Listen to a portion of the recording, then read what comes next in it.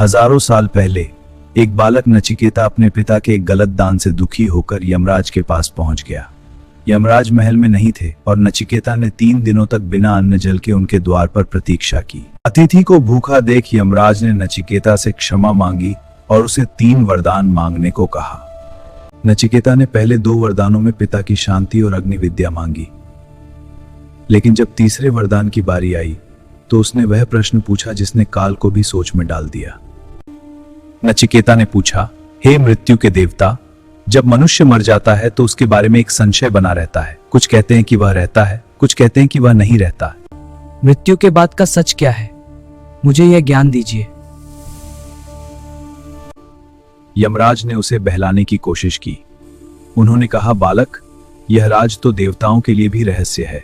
तुम इसके बदले लंबी उम्र, स्वर्ण और साम्राज्य मांग लो।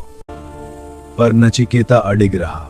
उसने कहा कि ये सब चीजें नाशवान हैं, मुझे तो बस उस शाश्वत सत्य को जानना है। यमराज मुस्कुराते हैं। वे समझ जाते हैं कि यह बालक सच्चा अधिकारी है। प्रसन्न होकर यमराज ने जीवन का सबसे बड़ा रहस्य खोला। उन्होंने कहा, शरीर रथ है और आत्मा उसका सारथी। इंद्रियां घोड़े हैं और मन लगाम है। न जायते म्रियते वा विपश्चिन्न नायम कुतश्चिन्न बभूव कश्चित्। अजो नित्य शाश्वतो अयम पुराणो न हन्यते हन्यमाने शरीरे। यमराज ने समझाया कि इंसान के पास 2 रास्ते होते हैं, प्रेय यानी जो सुनने में अच्छा लगे यानी भोग, और श्रेय यानी जो कल्याणकारी हो यानी अध्यात्म। मूर्ख लोग भोग चुनते हैं, लेकिन धीर पुरुष कल्याण का मार्ग चुनते हैं। यमराज से यह गुप्त ज्ञान पाकर नचिकेता ब्रह्ममय हो गया। उसने मृत्यु के भय को जीत लिया।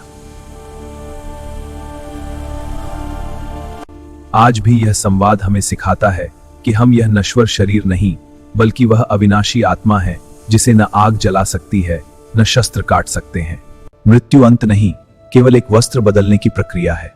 नचिकेता की यह कथा हमें अज्ञान की नींद से जागने का संदेश देती है। उत्तिष्ठत जागृत प्राप्य वरान निबोधत। उठो, जागो और श्रेष्ठ पुरुषों के पास जाकर ज्ञान प्राप्त करो।